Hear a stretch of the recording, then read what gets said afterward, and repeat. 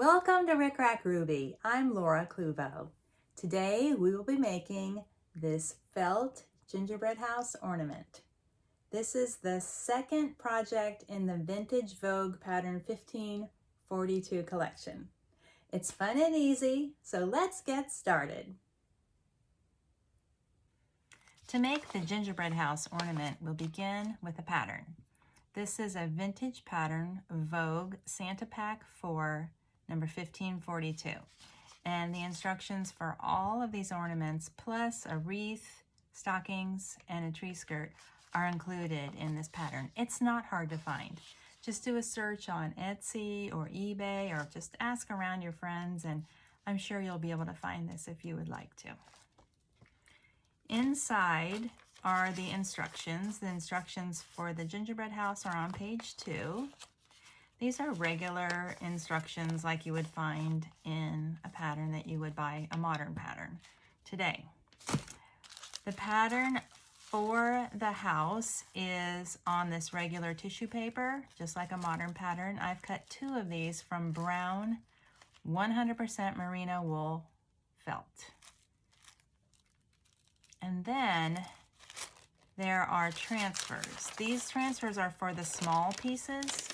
There are 2 sets of transfers, and there are 3 on this like white wax paper with a yellow ink, and I could never get the yellow ink to transfer. But they're still good to use as patterns, just as regular patterns. And then there are also these blue ink transfers on tissue paper, and these work for me a little better. I tried something new this time, and I really like this technique. I've done it before. I transferred the blue ink, I don't know if you can see it, onto a sticker paper.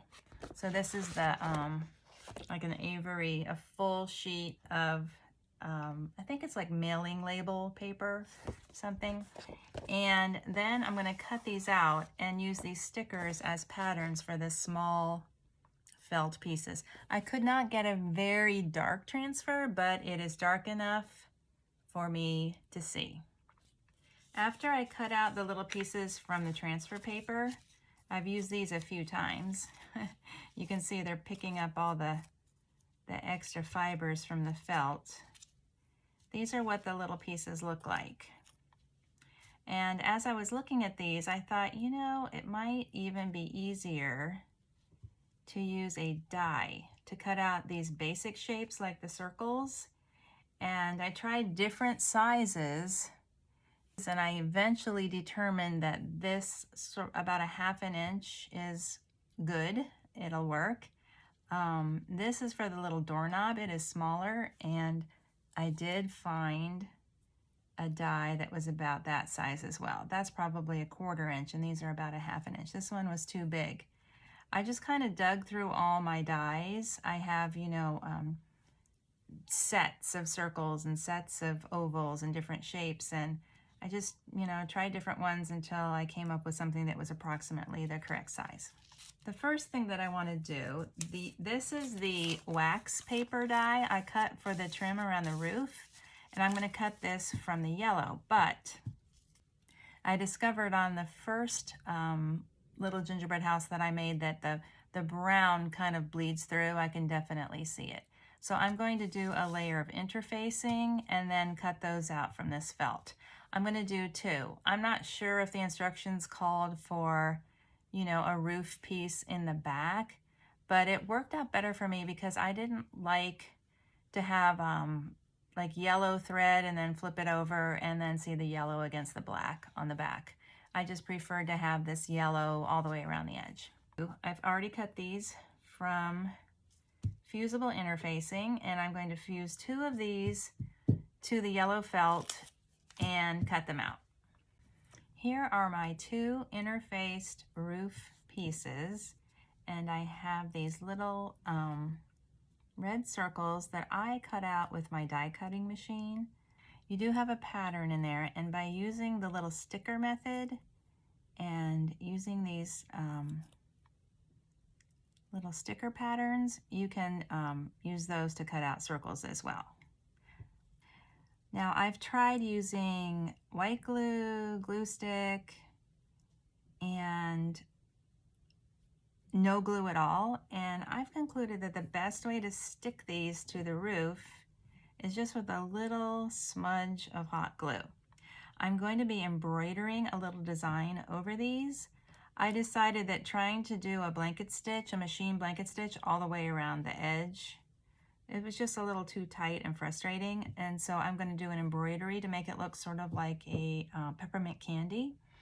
And here, I'll show you. This one I did, and this one I used a little bit smaller circle, and I felt like just didn't have enough impact once I added the white stitches, and so I think it's better to go a little bit bigger. That's what we're going to do. So I'm going to stick these down with a little bit of hot glue, just a smudge on the back, and then I'm going to come back with 2 strands of white embroidery floss on my needle.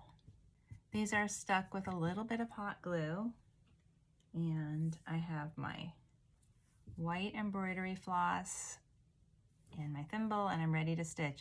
I just do 3 stitches.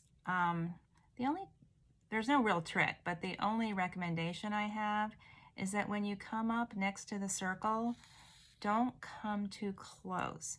If you come too close, when you pull the stitch, it kind of pulls the circle together and it kind of dimples the circle, if that makes sense. Let's see if this will do it.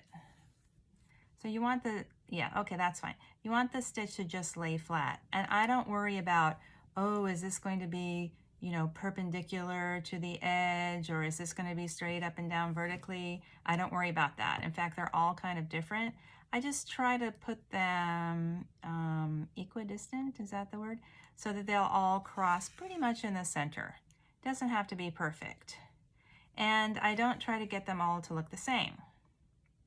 So if I started out this one, this stitch was first, maybe in my next one, a vertical stitch will be first. And that way, it's just a little bit, keeps it a little bit simpler for me and for you. This is too long. Okay, now I'm just going to secure this on the back by stitching through. That's another good reason for having a little bit of, extra fabric on the back. That interfacing there helps to secure the ends.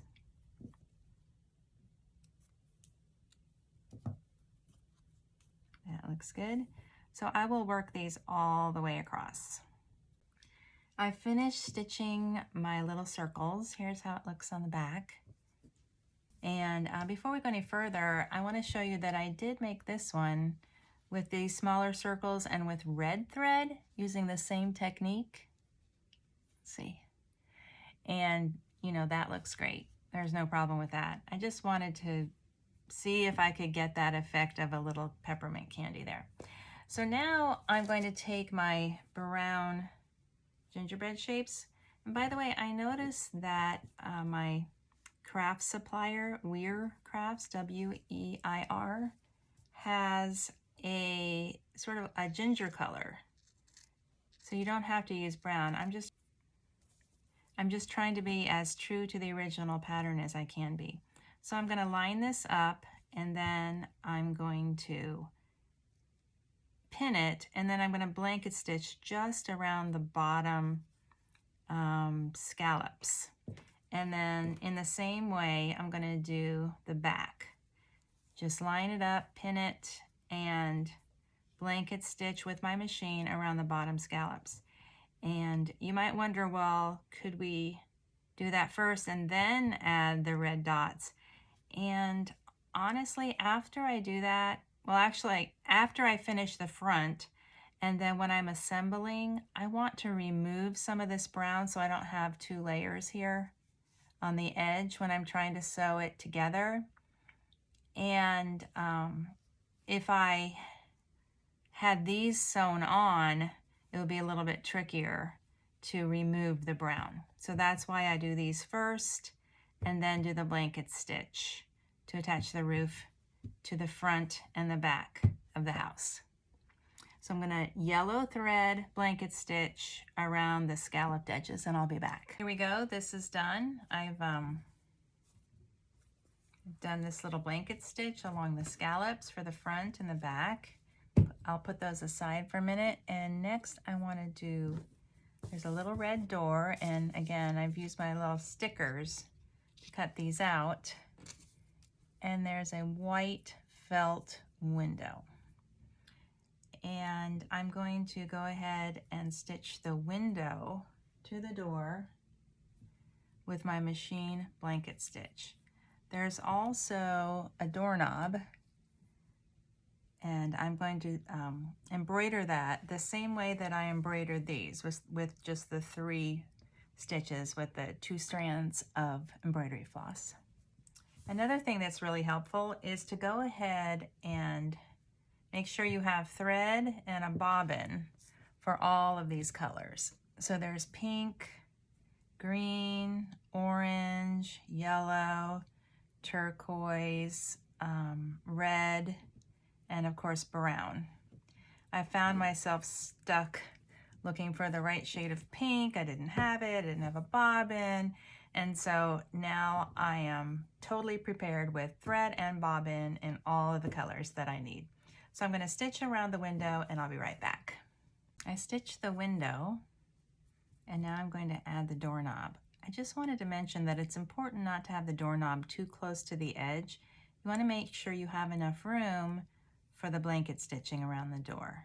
This is just hand stitching. I'm going to touch that with a little bit of glue from my glue gun and just do those 3 stitches. Now my door is ready to go, so I will center it, and I'm going to blanket stitch around the arch. I'm not going to stitch the bottom because when I stitch across the bottom of the ornament, I'm going to have that brown thread in there, and I just feel like if I had the red and the brown, it might be not as neat as I would like. So I'm just going to do the red thread around the arch. Here it is. I pinned it and stitched it with a blanket stitch. I think you can see the red stitches there. And I did not stitch across the bottom. That looks good. Next, I would like to do the heart, which is pink, which will be right here. I'm just going to go around the whole thing with the pink thread blanket stitch. And then I'll add these green leaves. The green leaves I cut out with a die. Here's the actual pattern. It's smaller.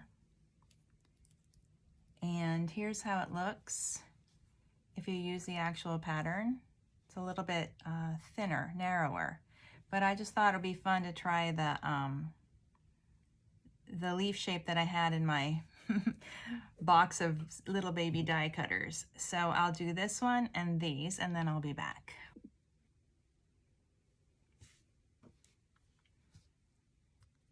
Next, I'll add the yellow windows, and I'm going to stitch all the way around the entire window, even though I realize that the orange and the turquoise, the orange little curtains and the turquoise windowsill will be covering up part of the yellow. I just go around the whole thing because, number one, it only takes a second. It's hard to know where to stop or whatever. And then also, I feel like when I'm stitching, it kind of flattens the bottom layer so that it doesn't, it's just a little bit more hidden, if that makes sense. And I've had pretty good luck with that. So I'm going to go around the yellow windows with my blanket stitch. And another thing I want to tell you is that when I do the machine blanket stitch, the bar, the long part of the stitch goes along the edge, and then the little legs of the stitch go to the inside of the applique shape. If you stay with me to the very end, I will share with you the felt ornaments that I made in 1978 with Elmer's glue and hand stitching. Yes, I have this exact design, acrylic felt or whatever kind of felt we had back then, I'm not really sure. And it's pretty cute. All right, I'll be right back. If a piece is big enough to pin, I will pin it. And then if they're really small like these and this, then I'll use a little smudge of glue. But I really prefer just pinning them. The little windows are done. I haven't done the curtain or the windowsill, the window box yet, but I just want to mention that stitching around the windows is so quick and easy. It actually takes longer for me to unthread and rethread with a new color than it does to actually stitch around. So don't be hesitant to, figure out how to set your machine on that blanket stitch and work your way around. It's easy. Here I sewed my first little orange curtain, and I thought of a tip for you. If you set the curtain down and it seems like it's not quite wide enough to cover the yellow, which is true for me every single time, I don't know why, but you can just sort of spread those out a little bit and pin them so that they completely cover the yellow. The little windowsill just goes over the bottom edge, just like that.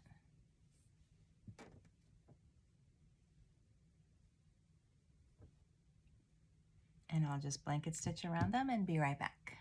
My embroidery is complete. It has just the right amount of wonkiness that lets you know that somebody made this. The next thing is to stitch this together around the brown edges. But first, I want to trim out this brown felt from behind the yellow. And this is because when I'm sewing these together, I don't want to have to deal with all of this. I just want to sew yellow to yellow. So I'm going to trim this fairly close to the yellow stitching along the scallops. I'm just going to go in here.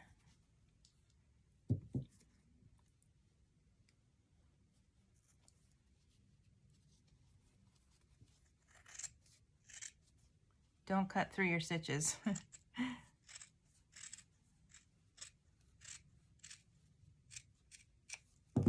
So it looks like that. And I'll do the same thing for the back.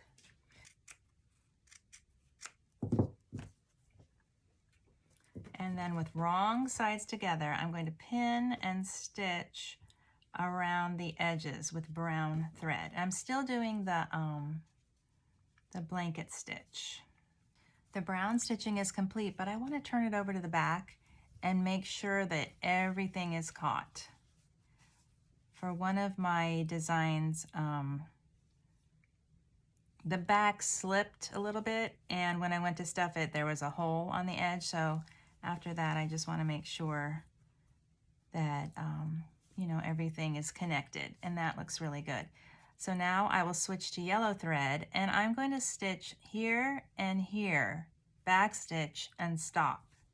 And then here and here, back stitch and stop. I'm going to leave this little bit open for stuffing, and then after I stuff it, I'll come back and stitch across the top edge. This is stitched with an opening at the top, and while I'm stuffing, I'll tell you about the first time I made these gingerbread houses. I started college. I went away to college in 1977. And when I returned for the summer of 78, I got a job at Cloth World. I was already totally obsessed with sewing. And I was back at home, and my mom told me that at church, there were ladies who were getting ready for the church bazaar, and they had a weekly crafting group called Stitch and Stuff. Well, this sounded great to me. So I was there, and we're making all kinds of projects, a lot of Christmas ornaments, Christmas stockings, just Christmas decor, centerpieces, all kinds of, those stuffed trees, I think, and just all kinds of designs. And anyway, I had this pattern, this exact pattern, and I suggested that we make some designs, and I don't know if I was the one who suggested the gingerbread house, but we started making these gingerbread houses, and the ladies were so efficient. It was like an assembly line. Somebody was cutting, Somebody was gluing, somebody was stitching, somebody was stuffing, somebody was just it was great. And we were working with donated felt. So if we ran out of one color, we just substituted another color, and we just kept going and going and going. And anyway, I'm pretty sure that we made a lot of these, I'll say that. And I'm pretty sure they sold well, but whatever was left over at the end, my mom purchased. So we always had these on our tree. And of course, when my mom passed, I inherited them. They just bring back so many memories. That's one thing that's fun about making Christmas ornaments. All right, so right now, I'm going to tell you that I do not stuff all the way to the top. I'm going to stuff very firmly, but not all the way to the top, so that when I stitch across the top to close, I will have enough stuffing in there that I can work it back up to the top of the roof. The first one that I finished, I don't know if I have it here. Yeah, it was this one. See how it dips down like that? I just had a very hard time keeping the stuffing out of the way. And so after that, I decided that, it'd be better just to push it all down into the bottom and then sew across the top and then work the stuffing back up to the top. All right, well, let me get a little bit more stuffing and I'll come back and I'll show you the gingerbread houses that we made in 1978. I feel like this is enough stuffing, so I'm going to pin this and stitch across the top right there to close. Here we go. I sealed the top with a blanket stitch, and now I'm kind of working the stuffing back up there. And I'm going to sew a baker's twine hanging loop through the top center. Now, believe me, it's not perfect. I'm not a perfectionist at all, but it really was fun. It's not a quick project because you have to change your thread so many times, but it's pretty easy. There's nothing hard about it. And we are done. But of course, I have to show you the ones from the church bazaar. It's so cute. First of all, everything's glued. So I think we ran out of red felt, so we switched to pink. And then everything is hand stitched, just a little whip stitch around here. Can you see those little stitches? Hand stitched. And then something interesting that I noticed, like I say, we ran out of brown, we made blue. This is just one piece. Some very clever and enterprising member of the Stitch and Stuff group realized that we could just put this on a fold, and then, we would be spared having to actually stitch across the bottom. So that was a good idea. And we didn't have glue guns. We didn't even have Aleene's tacky glue. We just had Elmer's glue, and that's what we used. But I think it's, they've held up pretty well. I mean, they still look cute on the tree, right? I think they're great. But here's the one we made today, and I hope you'll join me because it's really going to be fun. I'm not sure how many of these I'll make, but I'm definitely going to make more than these first two. Oh, let me get the snowman. Here we go. There's the snowman and the gingerbread house. So cute.